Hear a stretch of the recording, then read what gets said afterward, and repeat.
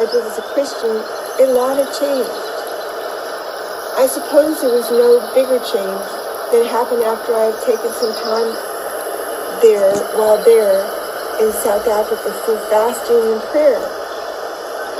During this period of seeking God's direction in my little rented apartment in the Hillsborough section of Johannesburg, God spoke to me that I needed to forgive my father and my brother.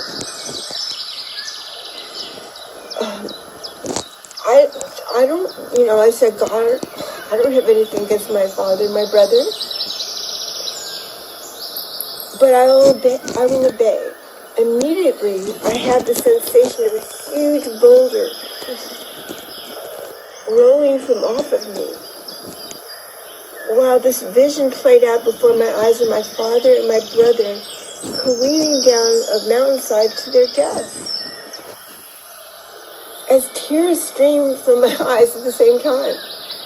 Whoa! And this was followed by the realization I had to start praying for them. It hadn't occurred to me the trouble they might be in, and having learned about prayer and fasting, and having experienced God's power, I set about doing just that. The little fellowship where I had been studying and learning about God was very pure, not at all like the church in the United States I was to discover. 2 months later, I was called back to the United States. Both my father and my brother, simultaneously but geographically very far apart, had both been hospitalized, each having narrowly escaped death. My dad had been in Acapulco where he almost from a bleeding ulcer, flown back to New York City and told he could never drink again. Yeah, baby. While my brother had been hospitalized after he was discovered by his wife in his office.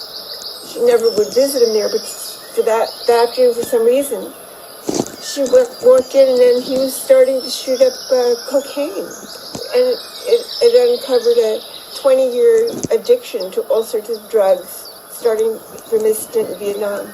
Just as in the case of my dad, he was also told he could never take drugs again. He was hospitalized, or drink no drink or drugs. At the hospital, my dad had a corner room overlooking the East River. It wasn't the super-duper suite reserved for trustees of the hospital and the hoi polloi across the hall. Although certainly Dad was both, that suite being now occupied, we settled into nevertheless a private room where I began sitting with Dad much as I sat with him on planes and helicopters and beside him in Southampton or 820. Our connection had always been instinctive, much as I inherited the same skin and bones. Of course, a lot about me was Mummy, which was very comforting to Dad. As he mourned her loss, my presence was a cushion for him. That night, we'd arranged a little cot to be set up for me outside his room. Dean brought in all his meals from the chef at 820, and the plan was for me to take the swift round trip every evening at around 2 or 3 a.m. to shower and change.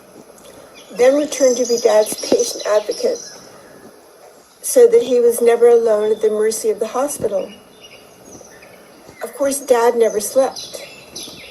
His eye was on everything, every medication, etc. Nevertheless, needless to say, I didn't sleep either. Finally, a few days into his stay there, I remember the agony of relief to lay myself down on that little cot in the middle of the night, outside his room, close my eyes as I plunged into unconsciousness. After several days and nights of not sleeping, when again a voice, distinct, insistent, spoke in my ear, "Get up!" Oh no, I thought. "Get up," I heard again, and now understood the urgency as being quite real. Stumbling up out of the cot, I opened the door to Dad's room. All the windows were wide open. The blizzard, which had begun that afternoon, lasting from off the East River into his hospital room. And why was he in the hospital in the first place? He was fighting pneumonia. The room had become absolute ice, icy, windy. Snow was whipping inside. Objectively, this seemed clearly an attempt on Dad's life. But let's not jump to all the obvious conclusions that accumulate along the way. They speak for themselves. Immediately, I was in Dad's room, slamming shut windows against the icy blasts of snow that had begun to accumulate in his room. I was pushing buttons, summoning nurses, and as it happened, on occasion also going to the payphone down the hall. By the elevator, more strenuous exchanges. Focused on keeping some semblance of peace and order around Dad. Spoiler alert. There had also been those from within CBS who had designs on hastening my dad's departure. As well, New York Hospital at the time seemed held together by Band-Aids. Turn the knob in a door and it was apt to fall off into your hands. Bizarre deaths had been occurring. The last was heavily reported on the death of Sid Zein's daughter, and there was Andy Warhol dying unnecessarily before that. My Aunt Betsy Whitney found it hard to believe me when I explained what was actually going on in this revered medical institution. As I sat by the creaking and cranking of elevators that often weren't actually moving at all, or moving too slowly, where the payphones were located, my aunt, mother, father, Uncle Jock, all were heavily invested. Cousin, my grandfather, Harvey Cushing, called the father of modern neurosurgery,